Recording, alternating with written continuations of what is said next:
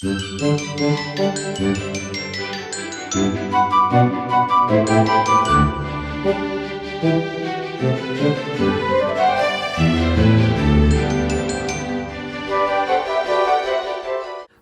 my Young and the Restless fans, we got to talk about what happened in today's episode. Abby is pissed at Devon for letting Tucker spend time with Dominic. Jeremy intimidates Diane as Jack consoles and protects her, and Sally sleeps with Adam. Sally now says it's over, and she's caught by Nick. Welcome back to CBS Soap Dish Recap, where we recap everything CBS soaps, both the Young and the Restless and the Bold and the Beautiful. This is your Young and the Restless recap for December 5th, and without any further ado, let's talk about what happened in Genoa City today. So let's go over to Jabot, where we find Summer and Kyle bickering over what Phyllis did to his mom. Now, Summer asked Kyle to listen to her mother's side before pointing fingers. Yeah, but we all know what Phyllis is going to do, gaslight. However, they agreed to table things and let things simmer down. Phyllis appears and invites them to dinner, and it is uncomfortable and awkward. Kyle doesn't even smile as Phyllis says nothing is more important than family. So let's head back over to Sally's suite because Adam and Sally are making out. They take each other's clothes off as they kiss.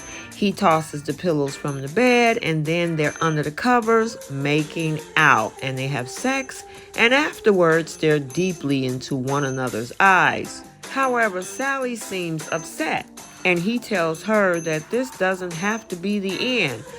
Doesn't have to be, but it is, Sally says. And he says, well, they feel something powerful and meaningful for each other. However, Sally knows it's why it happened, but it can't happen again.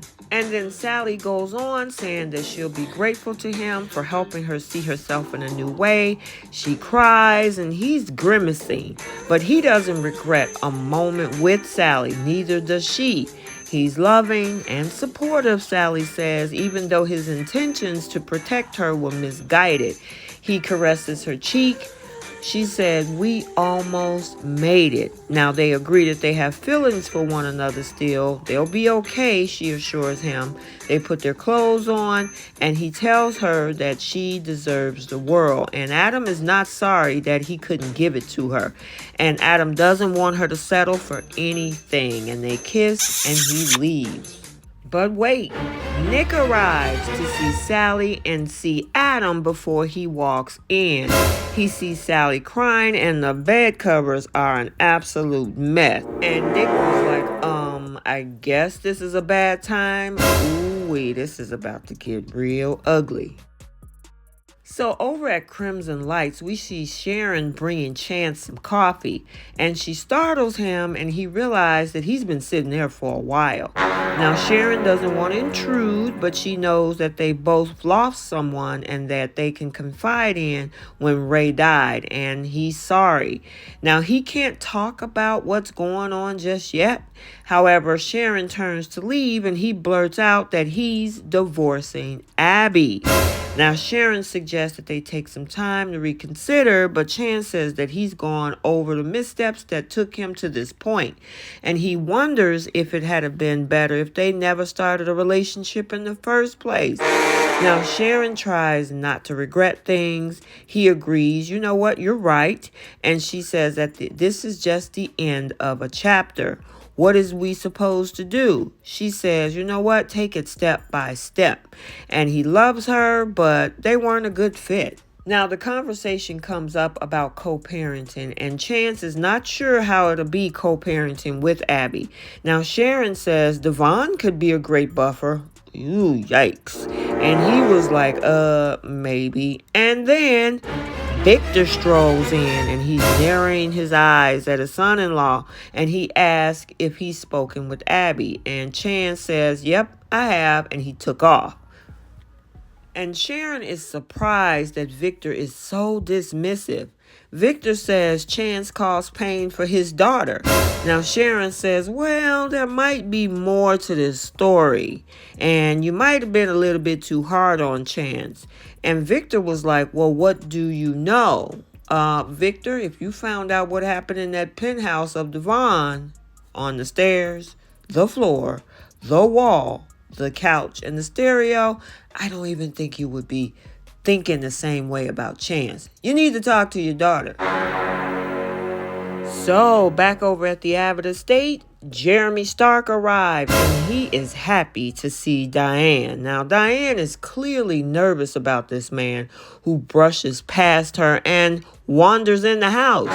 Now, he says that they've had so much to discuss, and then, thank God, Jack arrives and the two men are introduced. Jack welcomes him as Diane calls him an old friend. Now, Jeremy was fond of Diane when she was back in LA. He said that he knew her as Taylor Jensen, and Diane seems to shrink before his eyes. Now, Jeremy says that he's in town just for a little bit of this and that, and he hopes that he can see Diane before he leaves. Now, she nods. She looks absolutely terrified, and they ask how he found her. Jeremy was like, oh, well, I learned she was a grandmother and took it from there.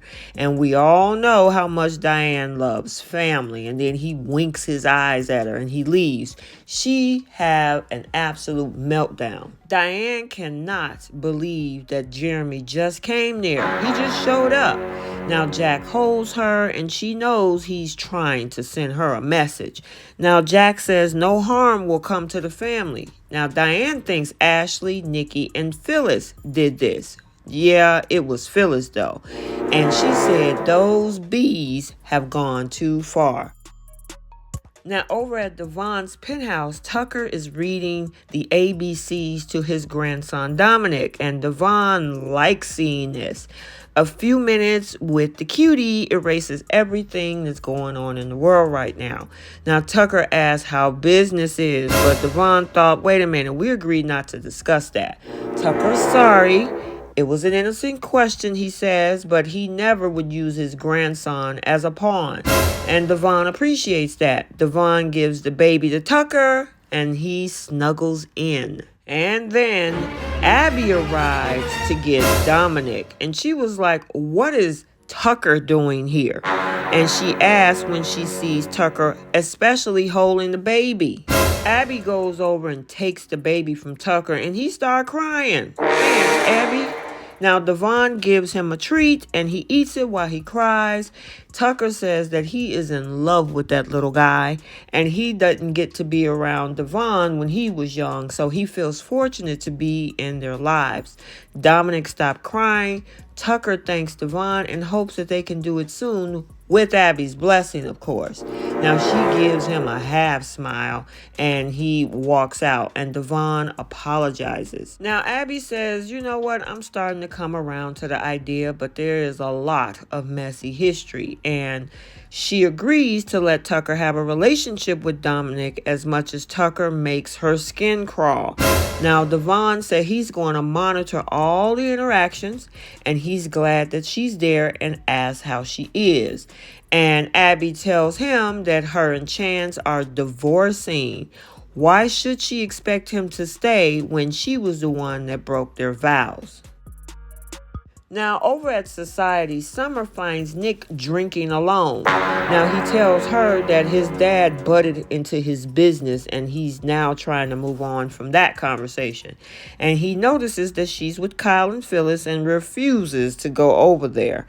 Now, it's going to be filled with family drama, according to him, but she pulls the dad card, and he calls himself a sucker. So then he goes over to their table saying the party is now here, and he asks how Marquetti is doing. He also asks how Phyllis and Summer are getting along at work. However, Phyllis is a little offended by that question. And she says, well, we're doing great. The two women high-five each other, and then Nick asks about Diane, and they look at him with a lot of awkwardness. Now, Nick didn't want to cause any type of trouble. He decides to take off, leaving them weirded out, and they agree that he's a little bit off. Outside, Nick runs into Jack and Diane hightails it inside and yells at Phyllis that she'll never drive her away from her family. Phyllis acts all innocent and shocked while Summer questions her mom and Kyle glares. Kyle rushes to Diane and Jack's table. His mom explained that Jeremy Stark came to the house to see her. Now, she doesn't want Kyle anywhere near him. And Kyle promises, you know what, I'll have your back, Mom. Jack says that they won't do anything yet. He takes Diane home, but not before shooting daggers at Phyllis with his eyes. He goes to her and yells at her about her delicate ego and yells about what she put their family through. And he leaves Summer. She follows, but she demands answers first. He tells her about Jeremy Stark and runs. Now, Phyllis appears and Summer is begging her mom for the truth. She feels her mom is making an absolute fool out of her. And if Kyle is telling the truth, how could she put their family in danger? And once again, Phyllis gaslight, act ignorant toward the whole situation, and Summer says she knows she told Jeremy Stark he could find Diane at the house. Now, back over at Abbott Estate, Jack and Diane is together, and Diane is sorry that she forced him to double down on supporting her. Now, she is a basket of nerves, and Jack calmly tries to get her to smile, and she does when he tells her she's bouncing back. Now, Tucker has arrived over at Society and gets a text that Jeremy Stark is now in town. Now, over at the Grand Phoenix, Stark is sitting there and he says, you have absolutely done your research, Talia. And then there's a knock at the door. Kyle appears and tells Jeremy Stark to leave Diane Jenkins alone. Okay, so there you have it, your Young and the Restless recap for Monday, December 5th, 2022. Stay tuned for the bold and the beautiful recap also for today. And until the next video, like, comment, and subscribe, and we will see you soon. Bye.